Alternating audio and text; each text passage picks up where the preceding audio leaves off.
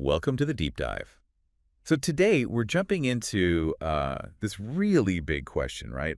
How different diets affect our health. Yeah, and trying to get past that idea of like one single best diet for absolutely everyone. Exactly. And we've got some great source material here, insights from Dr. Christopher Gardner.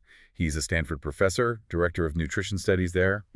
With over 25 years in the trenches doing really well-controlled studies, we're pulling from a Huberman Lab podcast he did. Right. So our mission for you, the learner, is basically to cut through all that nutrition confusion. Skip the jargon. Yeah, skip the jargon and just pull out the key stuff, the surprising bits, the things you can actually use, Yeah. drawing on Dr. Gardner's work. So if you're wondering, what's the right way for me to eat? Then let's dive in. Okay, so one of the first things Dr. Gardner really hammers home is that this whole one best diet idea, it just doesn't really fly. He actually kicks off his human nutrition class talking about the Tarahumara Indians. Yeah, they're famous for, incredible endurance, but their diet is super high in starch. Well, so right away, that tells you the human body is pretty adaptable. Incredibly adaptable. We're really resilient, is his point. Which, might make you pause because you see so much stuff on social media. Yeah.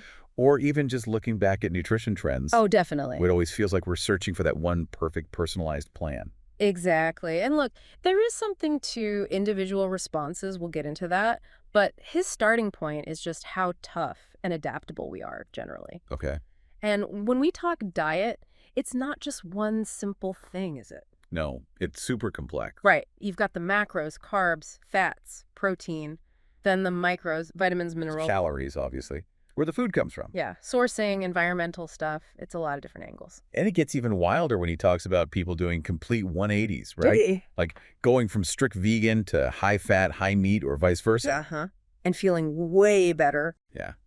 Which really makes you think maybe there are some, underlying principles that matter more than just sticking to one food group camp. It definitely suggests we shouldn't be too dogmatic. He really emphasizes, don't just write off someone's personal experience because it doesn't fit the current trend. It's a fair point. He even brings up the whole cow's milk thing, humans drinking it past infancy. Which is unique in the animal kingdom. Totally unique. And it kind of suggests we can maybe rarely overcome some genetic programming, but he's quick to say those kinds of big shifts aren't the norm for everyone. Okay, so let's shift a bit. Food sensitivities. Yeah. This hits home for a lot of people. Lactose, gluten. Big ones, yeah. And Dr. Gardner actually did this. He called it a pretty straightforward study on raw milk and lactose intolerance. Okay, so how did that work? What was the setup? Right, so he got people who knew they were lactose intolerant, had them drink raw milk, then regular store-bought pasteurized milk, and also soy milk that was the control. Makes sense. And they tracked symptoms, obviously, but also used the hydrogen breath test. Ah, okay. That measures the gas produced if you're not digesting the lactose. Exactly. More hydrogen means your gut bacteria are having a party with the undigested lactose. It shows intolerance. So what was the big surprise there? Well, contrary to what a lot of raw milk proponents claim, it turned out in his study, the Caucasian participants were actually more likely to fail that initial test. Really? That's interesting. Yeah. And despite that, the raw milk company involved still apparently claims on their website their stuff can cure lactose intolerance. Wow. So a real disconnect between the marketing and the science. A big one. It's a perfect example, really. Anecdotes versus controlled data. And does this connect at all to the whole wheat and gluten thing we hear so much about? He thinks it might. He suggests that maybe part of the issue in the U.S. is our food supply itself. We rely so heavily on just one main type of wheat. Monoculture farming, basically. Yeah, and we just eat a ton of it compared to other grains. That's true. Bread, pasta, cereal. He points out something like 90% of the grains Americans eat is wheat, which is kind of wild when you think about all the other grains out there. 90%, wow. And a huge chunk of our carbs comes from refined wheat and added sugars.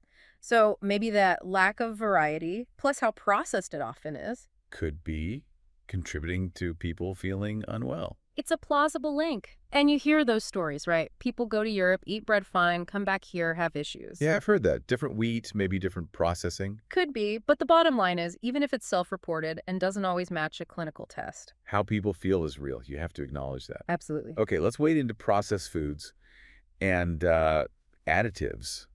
This feels like a big confusing area. How do we even define processed? Well, Dr. Gardner flags things like additives, dyes, binders, that kind of stuff. Right. Plus, they tend to be, calorically dense but nutrient poor, often low in fiber. Okay, let's focus on the additives for a second, especially dyes. They get a lot of bad press. Some are even getting banned now, right? Like red dye 40. Yeah, there's definitely controversy. The tricky part, he says, is studying the long-term effects of each one in humans. It's really hard. Why is that? Well, his studies tend to look at things like blood sugar, cholesterol, cardiometabolic markers, stuff that can change relatively quickly in weeks or months. Okay. But things like cancer risk, that takes decades to develop. You can't easily run a human trial for that long on one specific dye. So the worries mostly come from animal studies. Mm. Rats getting high doses showing cancer risk. That's usually where the plausibility comes from, yeah. High doses in animal models. Got it. But then you mentioned the American Heart Association lists like 150 additives. Right. And it's a mixed bag. You find things like turmeric and pectin, pretty normal sounding stuff. Yeah. Right alongside those, multi-syllable chemical names that you definitely don't find in a whole apple. So it's a huge range of substances. A massive range. And this, generally recognized as safe GRI-S status. That sounds a bit vague. Well, it has a history. Decades back, the FDA realized they couldn't possibly test every single ingredient the food industry was using. It just wasn't feasible. Okay. So they created GRAS. Back then, it was maybe 800 items. Then now? Now, the estimate is closer to 10,000. 10,000. Wow. That's a huge jump. It is, and it definitely makes you wonder if every single one of those 10,000 has really gotten, the full scientific once-over, we might assume. Yeah. There's even this Novier food classification system that calls a lot of them cosmetic additives. Cosmetic, meaning they're just for looks or texture. Pretty much. Mm. Appearance, texture, smell, making the food stable, last longer on the shelf. Mm. He made that point about shelf stability, right? Yeah! If even bugs aren't interested. Yeah, maybe that tells you something about its biological value. But he also threw in a dose of reality, saying we can't just ban everything overnight. Right. There are real economic and practical issues there. Think about food access, affordability. If you suddenly took away huge swaths of cheap, accessible food without good alternatives, well, that could cause big problems for a lot of families. So like pasta and jarred tomato sauce. Right. Might be processed, but it's cheap and maybe better than fast food for some folks. Exactly. It's complicated. It's not just about nutritional purity. It's about the whole system. It makes you think about regulations elsewhere. He mentioned differences between Europe and North America. Yeah, like the ingredients in the same product. He mentioned Nutella. Maybe Fruit Loops can be different. How so? Often fewer additives, maybe natural dyes instead of artificial ones in the European versions. It suggests the U.S. might have, looser regulations in some areas. But there's hope for change. Companies sometimes reformulate. Definitely. You've seen it happen. When there's enough consumer pressure or scientific evidence, companies do sometimes change their products, which is encouraging. It shows that what people care about can actually make a difference. Okay, let's talk funding. This always comes up with nutrition research. Food industry money. Does it create bias? People are naturally skeptical. Yeah, and it's a valid concern. Dr. Gardner gives a pretty nuanced take. Okay. He acknowledges that, yes, industry funding can sometimes influence the question that gets asked. How so? Like, a company might want to test their yogurt against a standard one rather than asking a broader question like, what's the best breakfast for metabolic health? See the difference. Yeah, okay. Testing the product versus an open hypothesis. Exactly. But he really stresses the difference between framing the question and doing the science. The execution, the data collection, that needs to stay objective. Does he have examples of, subtle influence? He mentioned one study on a cognitive supplement. The results were basically null, no benefit. Okay. But the company suggested they could maybe highlight that there were no deleterious effects. Ah, spinning the negative space. Kind of. It's subtle, right? Not outright fraud, but a nudge towards a more favorable interpretation. And what about bias from the researchers themselves? Investigator bias. That's another layer. Designing a study where maybe subconsciously you set up diet A to look great and diet B not so much. Right. Making one the hero diet. Yeah. So to combat all this, he emphasizes good study design. Things like equipoise. Equipoise? Basically, genuine uncertainty, testing the best possible versions of different approaches, not setting one up to fail. Makes sense. Also, pre-registering your main outcomes on sites like clinicaltrials.gov before you start. So you can't move the goalpost later. Exactly. And using third parties for data analysis, making data public. Transparency is key. Okay. Now, what about government funding? Through the NIH, you mentioned it hasn't historically been a huge focus. Yeah, it's kind of shocking, actually. Nutrition research has traditionally gotten a relatively small slice of the NIH pie. Even though diet is linked to so many health issues. Right, and there are just so many unanswered questions. He talked about being on the Dietary Guidelines Advisory Committee, and across like 60 major questions, tons of sub-questions, snacking, food groups, disease prevention. The conclusion over and over was basically, we need more data. Wow, that's kind of sobering.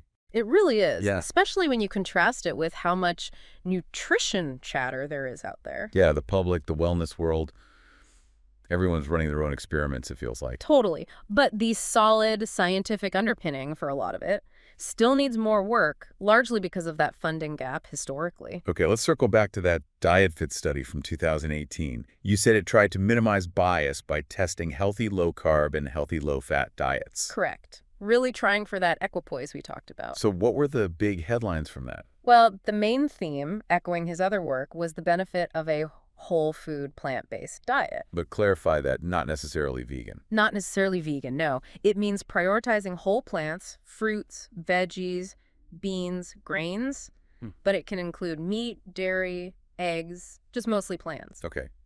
And weight loss results. On average, not much difference between the low-carb and low-fat groups. Tiny differences, but huge variation within each group. Some people lost a ton, some didn't, regardless of the diet type. So massive individual response. Exactly. They did see maybe a slight edge for low-carb if you had insulin resistance. Interesting. But the genetic tests they did, they failed to predict who would do better on which diet, using the markers they looked at. Huh.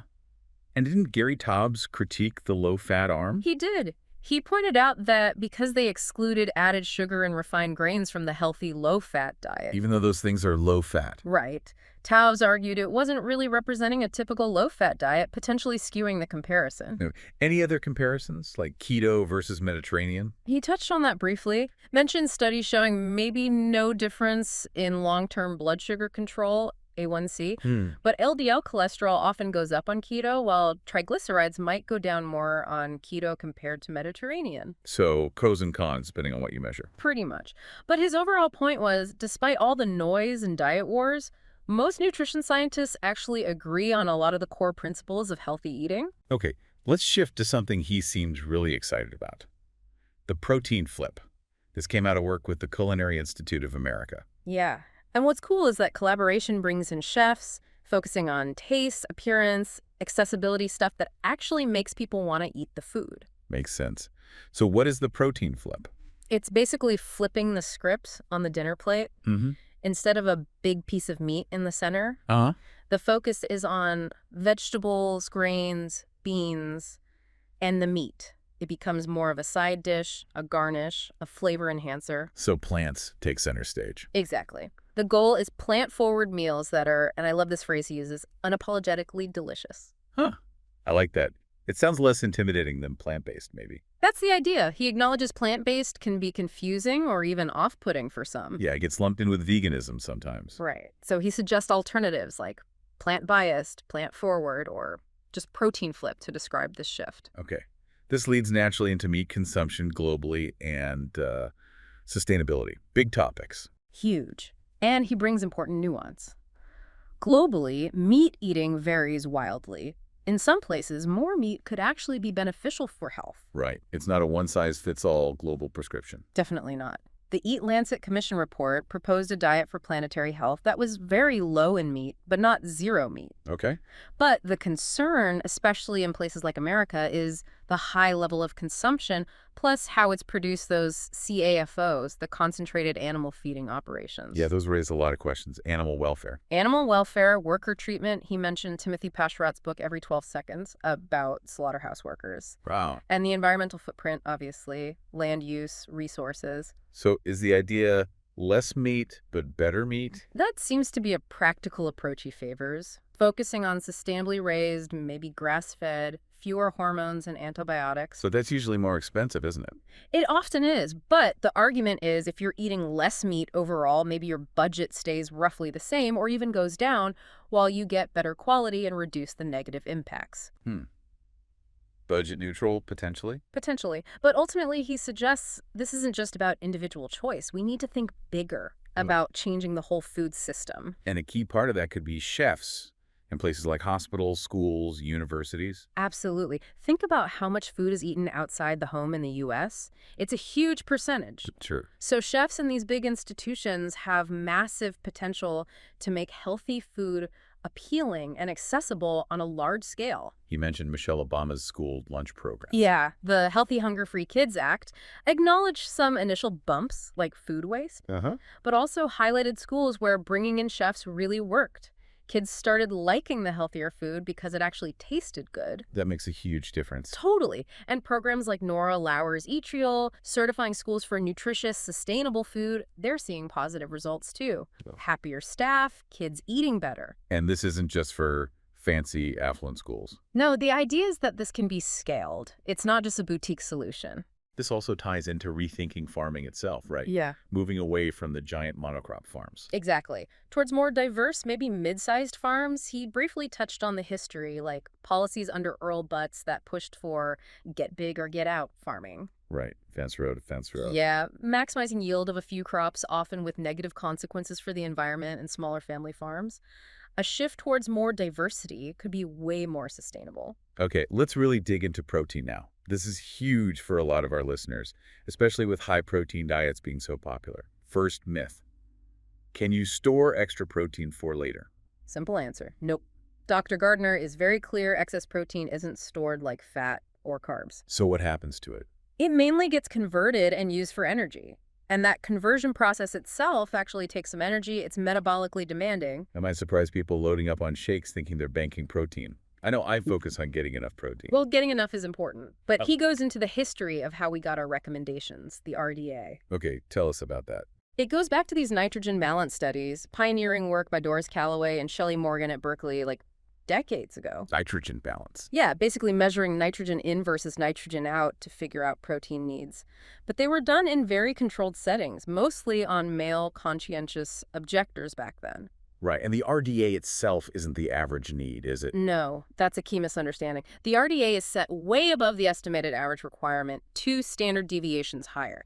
It's designed to cover basically everyone's needs plus a buffer. So it's got a built-in safety margin. The idea that the old recommendation was just the bare minimum is wrong. Totally wrong. And interestingly, he mentioned Dr. Stuart Phillips, a big name in protein research. McMaster University. Right. Phillips agrees that most Americans already eat more protein than the RDA, often 1.2 grams per kilo of body weight, or even higher, just from food, before supplements.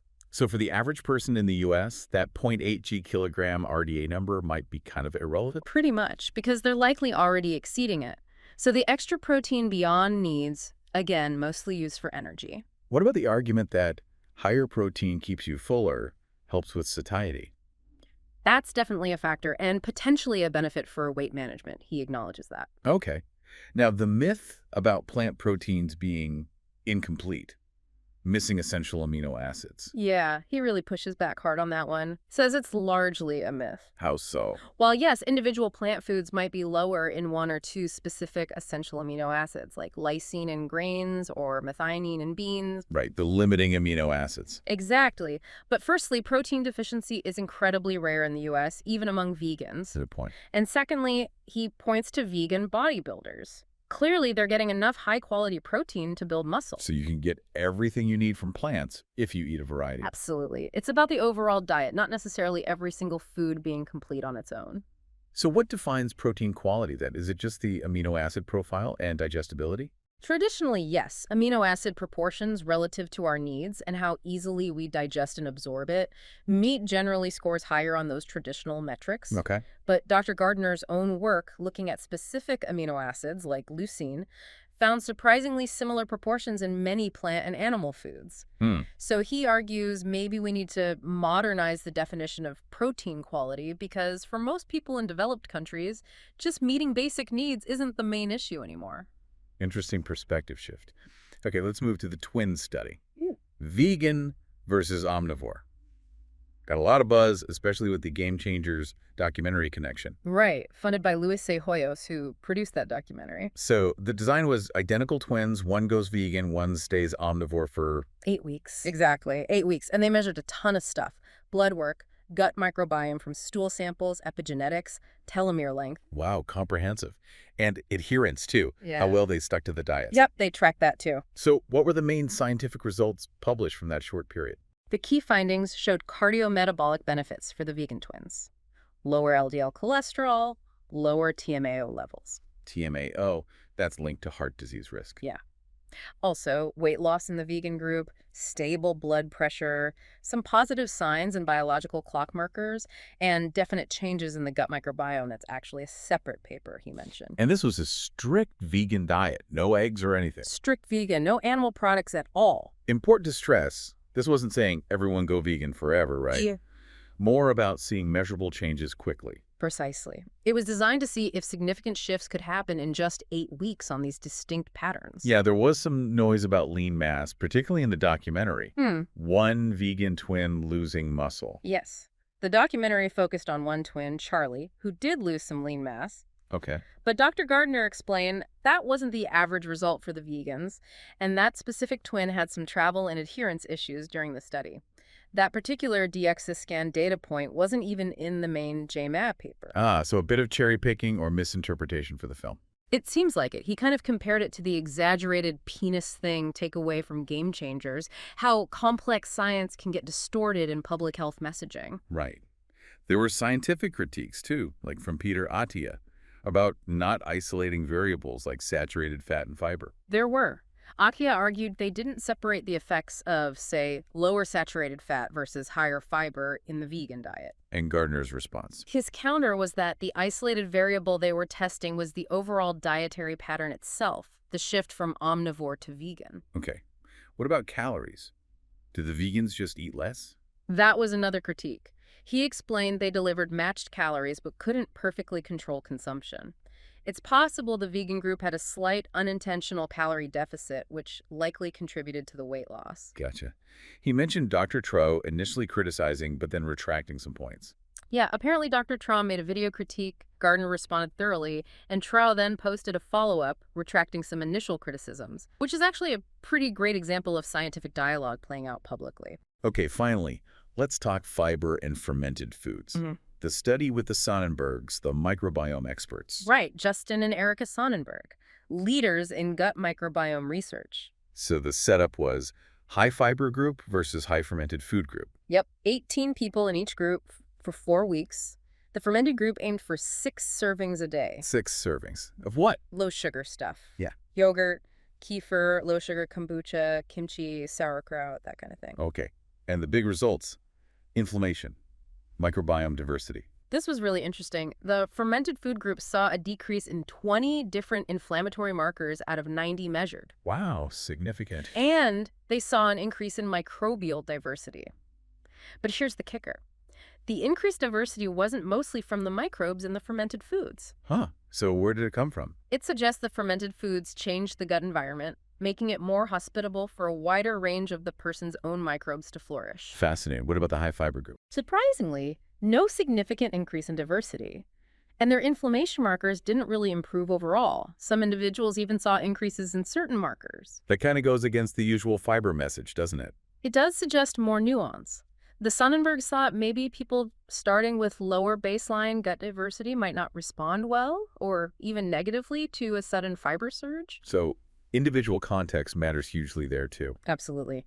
Another interesting tidbit, the fermented food group was still eating about 3 servings a day 4 weeks after the study ended. Oh, so it stuck better. More sustainable, perhaps. Seemed like it for that group. And he mentioned the cost factor, too. Fermented foods aren't always cheap compared to some processed options. True. And a final intriguing thought. They're interested in looking at low-sugar fermented foods and mental health, like depressive symptoms. Future research topic. Very cool. Okay, so pulling all this together, what's the big picture message you took from diving into Dr. Gardner's insights? I think the main thing is just nutrition science is complex. Really complex. We got to move past the simple good food, bad food stuff. Yeah. and really appreciate how much individual responses vary. Plus, understanding the limits of the research we have, the need for better studies. Less bias, more funding. Right. And thinking bigger picture, too. The whole food system, sustainability, ethics. It's not just about our own plates. That protein flip concept feels like a really useful practical takeaway, though. A way to shift without feeling deprived. Totally. It's inclusive. Yeah. And his focus on taste, making healthy food delicious and easy to get, that feels critical. Whether it's at home or in schools or hospitals. It definitely gives you, the listener, a lot to chew on regarding your own interaction with food. For sure. Well, this has been incredibly insightful. A huge thank you for walking us through Dr. Gardner's work and making it so accessible. We'll definitely put links to his research and the resources we talked about in the show notes. Great. And if you, listening, found this deep dive helpful, maybe subscribe on YouTube, follow us on Spotify or Apple, leave a review. It all helps. Yeah. And check out the sponsors. Yeah, definitely. And we love seeing your questions and comments over on the YouTube channel. Always good discussion there. And just a reminder, for more science-based tools, check out my book, Protocols. And you can find me as Huberman Lab on social media. Plus, our Neural Network newsletter, totally free monthly science-based tips. Great resources. So thanks again for joining us on this deep dive.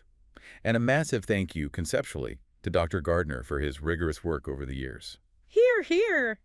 Thanks for listening, everyone.